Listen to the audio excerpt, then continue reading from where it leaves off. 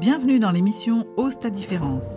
À ceux qui rêvent d'un monde nouveau, un monde où l'amour serait l'énergie de la vie, du partage, de la solidarité, plutôt que la peur qui isole et anéantit.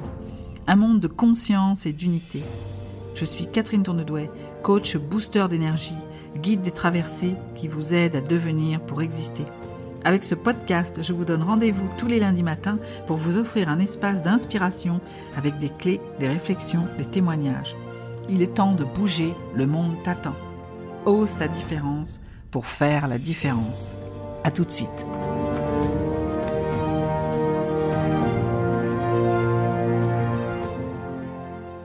Aujourd'hui, je vais vous parler de la raison d'être, ce formidable moteur de vie. La vie est une course contre la montre, jusqu'à l'arrivée de la fin de la route pour passer sur un autre chemin. Tic-tac, tic-tac, tic-tac. Comment allez-vous occuper ce chemin? Qu'allez-vous faire de votre vie? Vanessa Paradis, qui donnait la réplique à Bruno Kremer dans ce magnifique film de Jean-Claude Brissot, Noces blanches, elle avait une réplique, elle disait à un moment, du haut de son adolescence, extra lucide, elle disait « On vit, on s'agite et on meurt, alors à quoi bon ?» À quoi bon, effectivement, si on considère la vie de ce point de vue-là? Mais vous, si vous aviez envie d'avoir une vie meilleure et alignée avec qui vous êtes, plutôt que de seulement vous agiter, avez-vous eu envie de vous lever chaque matin avec une énergie à franchir les montagnes et vous coucher le soir avec le sentiment d'avoir réellement accompli quelque chose qui fait sens pour vous? Quel est votre Everest? Que souhaitez-vous voir s'améliorer dans votre vie? Et surtout, pourquoi? Pourquoi ce phare, cette direction, ce phare qui éclaire la direction? Ces questions, moi, je me les suis posées, en fait, depuis petite. Toute petite, j'ai toujours senti, je me suis sentie différente, avec des rêves différents. Quand mes copines pensaient qu'à s'installer, trouver un copain et fonder une famille, moi, j'arrivais pas à me projeter dans ces rêves-là. En tout cas, je sentais que si j'allais là, j'avais surtout autre chose à faire, quelque chose de plus grand que moi. Et ça s'est renforcé tout au long du chemin que j'ai parcouru jusqu'à aujourd'hui, et où je me suis sentie propulsée pour accompagner des personnes à oser leur différence. Et la prise de conscience de ce quelque chose de plus grand que moi, ça n'est pas venu tout de suite. Car au début, j'ai beaucoup écouté les autres, ces autres qui savent souvent mieux que nous ce qui est bon pour nous. Heureusement, j'ai fait de belles rencontres qui m'ont aidé à y voir clair. Et j'ai regardé les messages que la vie m'envoyait. Et j'ai changé de cap avant l'iceberg. Puis après, je me suis fait accompagner par des coachs pour clarifier et avancer plus vite. Et aujourd'hui, j'ai trouvé ma raison d'être. Et vous, quelle est votre raison d'être? Qu'avez-vous envie de faire de votre vie? Moi, j'ai choisi. Pendant les années qui me restent, j'ai choisi de vivre mes rêves. Et en fait, ça m'est venu pendant le confinement. J'ai eu comme un déclic, en fait. J'ai vécu inquiète pendant les premiers jours parce que, comme tout le monde, je ne savais pas ce qu'on était en train de vivre, combien de temps ça allait durer. Où est-ce que nous allions, comment on allait s'en sortir. Et je me suis même demandé si j'allais mourir. Et cela m'a fait renaître en fait. J'ai imaginé un truc terrible, que je mourrais dans les 15 jours. Et finalement, ce que je me suis dit, c'est que le plus terrible, c'était pas de mourir. C'était que si je mourais dans 15 jours, il y avait plein de choses que j'avais pas faites. Et alors du coup, je me suis dit, bon, sur les 15 jours qui me restent, qu'est-ce que je pourrais faire là, tout de suite, immédiatement, qui dépend de personne, que je peux faire dans ce moment, dans cet espace confiné, et qui ferait que si je dois partir dans 15 jours, alors j'aurais au moins réalisé un peu l'essentiel. Et ça m'est descendu, en fait. Donc je vous invite à faire cet exercice. S'il vous restait 15 jours à vivre, que feriez-vous? Que diriez-vous? À qui? Vous pouvez le prendre aussi autrement, de manière plus positive. Si vous étiez à 15 jours de votre mort, vous imaginez, vous vous retournez sur votre vie et vous avez réussi. Qu'est-ce que vous avez fait? Et là, vous pouvez tout imaginer. La situation, revivre les instants comme si vous y étiez. Couchez, prenez un papier et couchez sur le papier tout ce que vous avez réussi à faire. Profitez-en. On est dans la visualisation, dans le rêve. Vous pouvez tout faire. Laissez-vous aller sans limite et notez. Qu'est-ce que vous avez fait? Et puis refaites l'exercice avec 1 an. Vous êtes à 1 an de votre décès.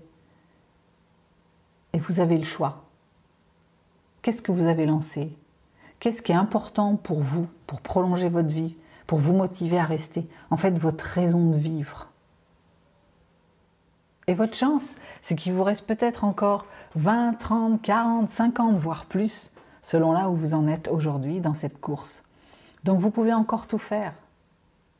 Donc regardez ce que vous avez écrit et réfléchissez aux premiers petits pas que vous pouvez faire pour vous rapprocher de ces rêves.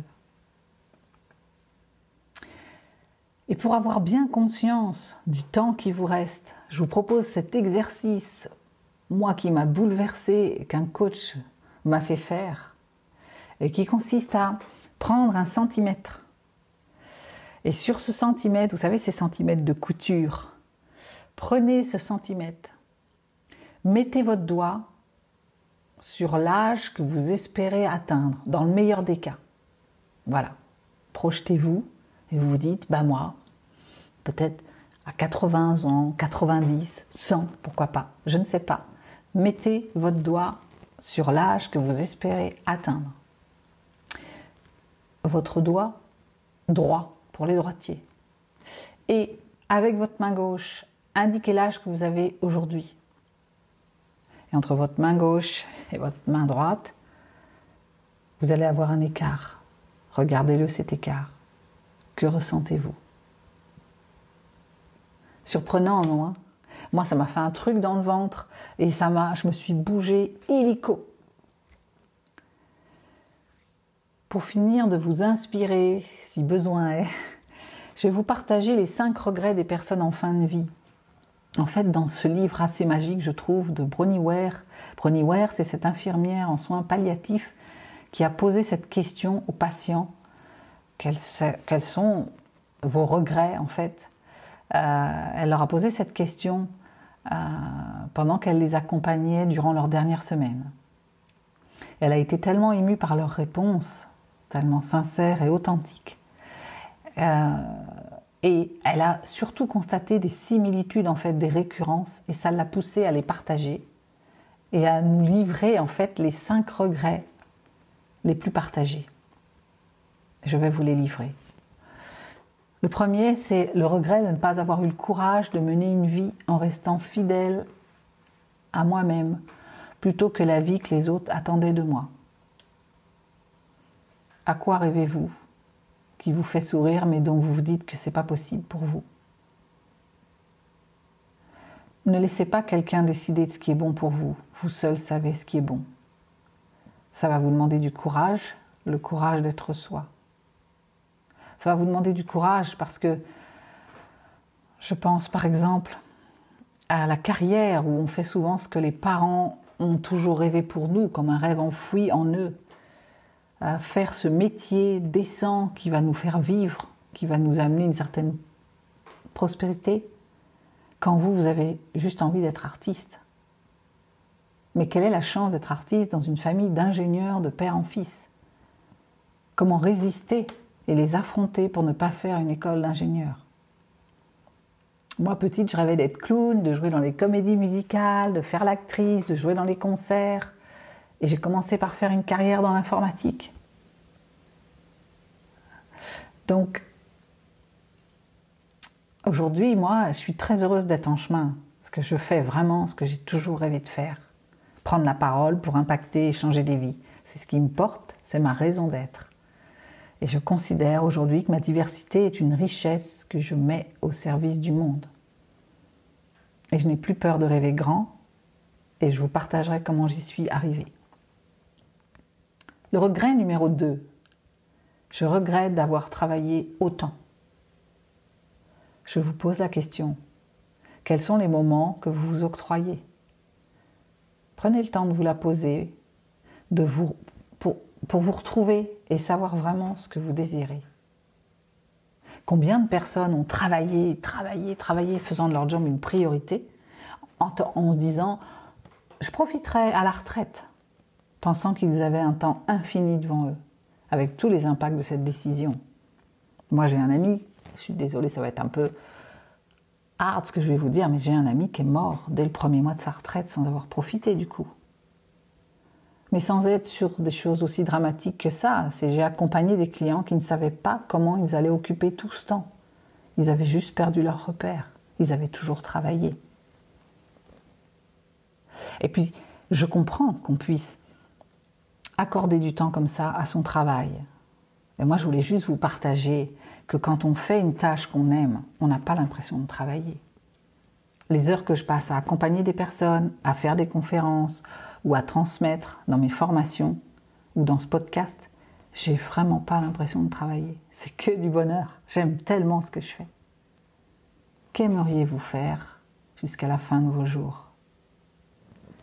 Regret numéro 3. Ne pas avoir le courage d'exprimer ses sentiments. À côté de combien de riches rencontres êtes-vous passé sans vous arrêter pour ne pas avoir osé dire ce que vous ressentiez? Le courage de dire pour être aligné avec ce que l'on ressent, c'est juste d'une puissance extrême. Quand le cœur conduit les rêves et nous conduit, nous sommes sur un chemin d'abondance. Regret numéro 4. Ne pas être resté en contact avec ses amis. Quelles sont les personnes importantes pour vous? Des personnes avec qui vous pouvez oser être dans votre différence. En faites-vous une priorité dans votre vie? Regret numéro 5. Ne pas m'être permis d'être heureux. À qui allez-vous dire non pour pouvoir vous dire oui et vous prioriser? Voilà les amis, j'espère que ces regrets partagés vous inspireront et peut-être aurez-vous un déclic comme moi j'ai eu l'année dernière. Savoir ce vers quoi nous nous dirigeons est une formidable boussole qui nous booste et nous éclaire sur le chemin que nous devons parcourir. Je vous remercie de m'avoir écouté. Je vous invite à liker, commenter, partager si cet épisode vous a plu. Je vous souhaite une bonne semaine et je vous dis à lundi prochain.